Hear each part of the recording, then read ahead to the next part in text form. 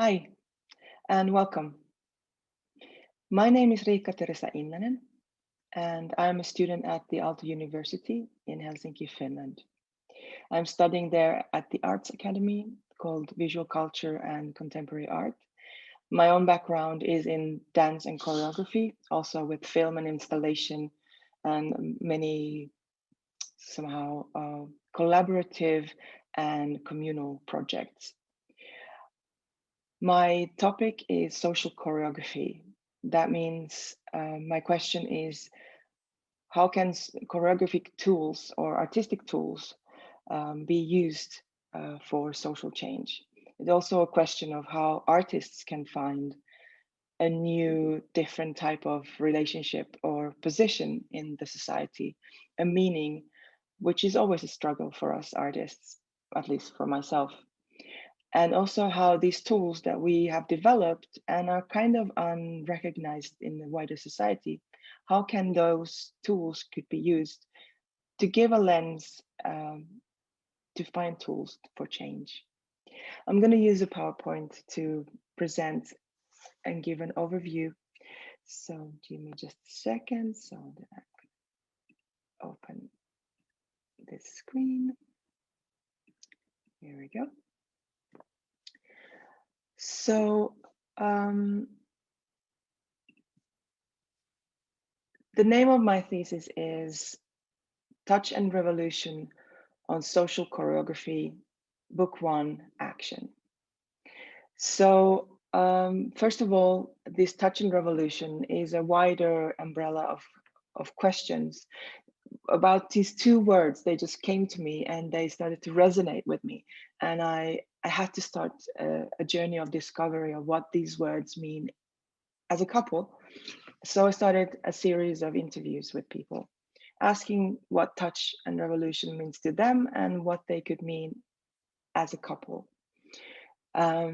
Because of my research is on social choreography, this question is referred back to that question. And I named my thesis book 1 because during the process I realized with my advisors that the topic is quite vast. It's extremely big and also very delicate. So you can't kind of overlook details without losing some important insights. So I decided to cut it to several books. And in my thesis, I'm focusing on book 1 and taking the topic action. So yes, for myself, from my background as an artist and as an activist, it's been really the question of why do I do art, and does art have any meaning or any purpose, or even can it be useful in a way that it does not lose its own authenticity or its own value? Like, can I be useful in its own, let's say, uselessness?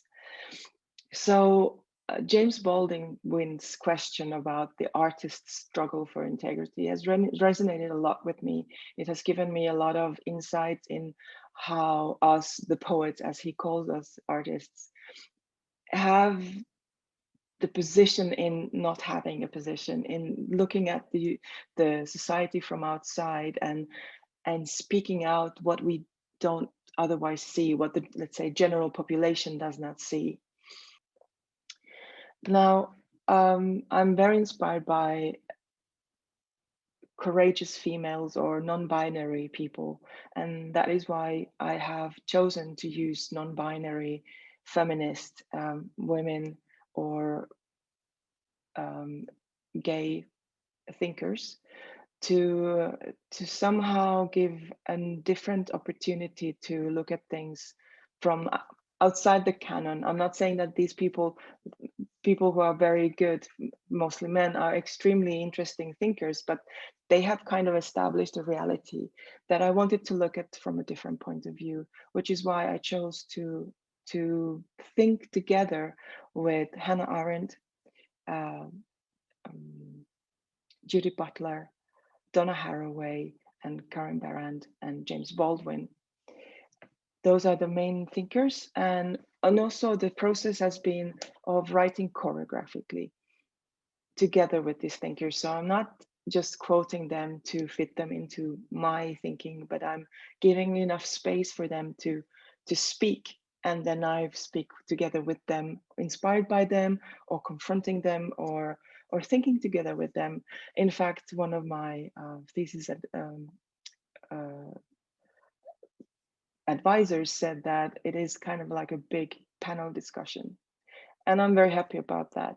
I know it's a different way from normal academic research, but it actually turned out the way that I wanted, in the way that the speaker's voice is heard, not as mine, but as their own. And we are kind of a choir talking and thinking together.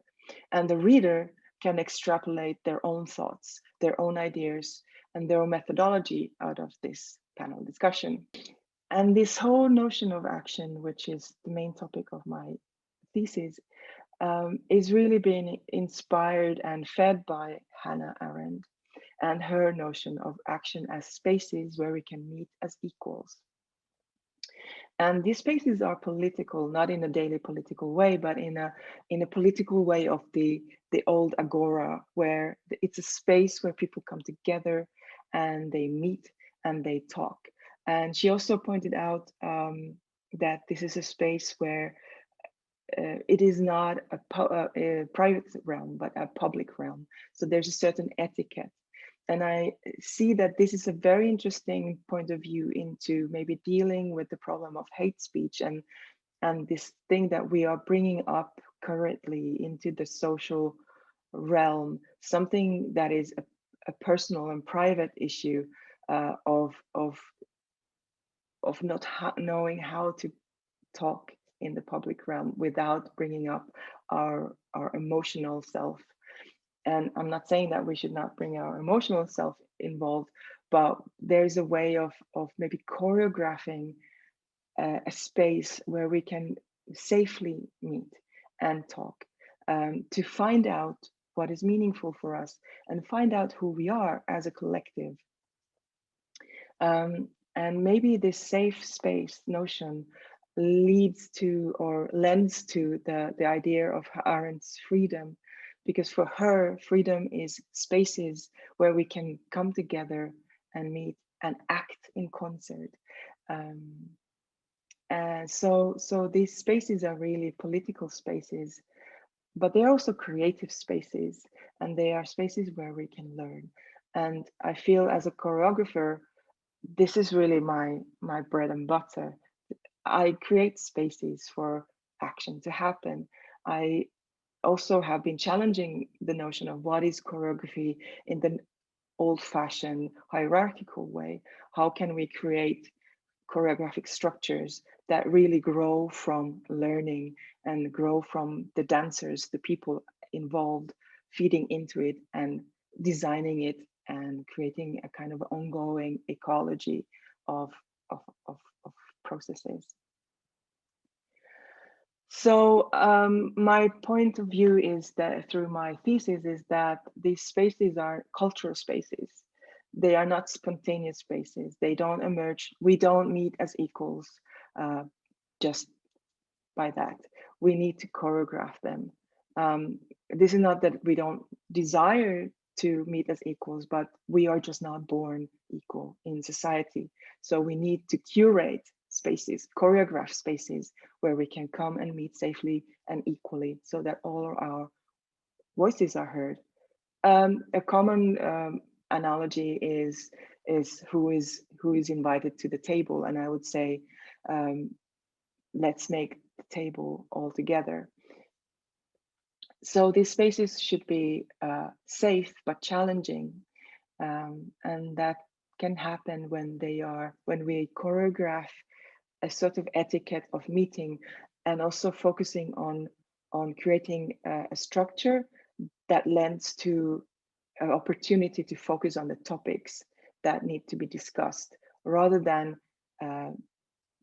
taking a lot of time and space in organizing. Um,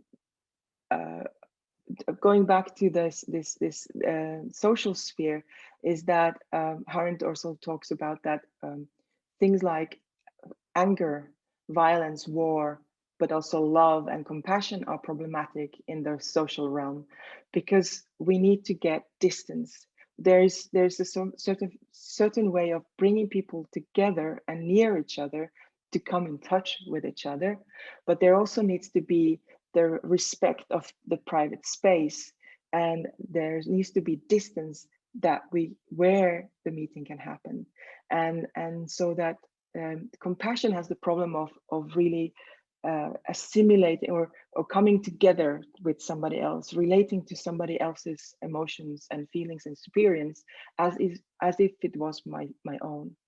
And so actually she's saying that we need to find a little bit of non-compassion in the way of creating that distance between us, so that there can be an us and there can be the space between us where the social and the space of action can happen.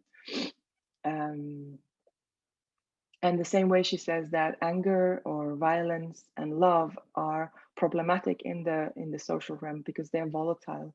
There's no way we can control them.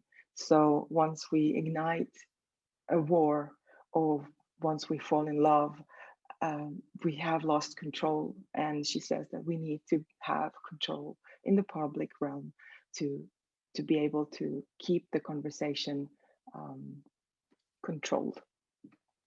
So the last thing that is also this artist, or the first and the last actually, so is this artist's role in society. And this really comes from my own quite hard conversations with activists in asking my own ethical integrity as an artist and an activist.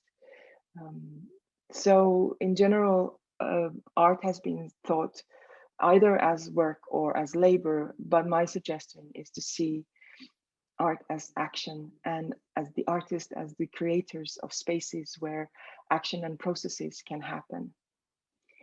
And so James Baldwin, as I said, has very interesting conversations about this.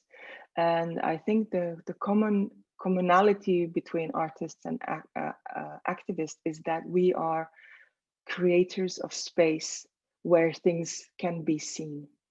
So what is invisible for the majority of society, we bring them into visibility. We bring the society in touch with something that they are not in touch with. And that the aesthetics is our tool to bring out these questions, and the poetry and the poetic is our tool to bring people in contact with what is simmering beneath the surface, and that we all have these butterfly wings. We are all choreographers by proxy, by our choices of where we place, how we act, how we speak, how our attitude towards others and life is, what kind of consumer habits we have, how in touch are we with how our work and our ethics are connected to each other, how willing are we to hear and see what we are not familiar with. All these are questions of an awakening to our own potentiality as the choreographers. And yes, last but not least is the question of the poetics. Injustice is not poetic, and suffering is not poetic, and activism is not poetic, and making art is not poetic. It is a tool. Poetics is a tool. We are not living a legend. We're not being more than what we are, but we can do changes in our own life, and we can use our own tools to, as artists, to bring an awareness. And this artists and this poetic lives in all of us. And even if we are leaders, we are choreographers, or even if we're teachers, we are choreographers. And seeing the wider resonance of our actions is a poetic awakening to our own choreographic potentiality. So thank you very much.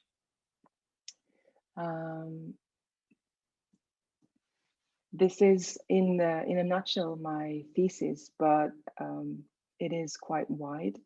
And I've also noticed that depending on whom I'm talking to, there's a whole universe of conversations that opens up, which leads me to think that there is a lot of need for further work, and also a kind of a body of lectures that should probably arise from this. Um, but I'm very interested in hearing what you and your field and your specific practice um, could benefit from this. So thank you very much, and let's continue with the conversation.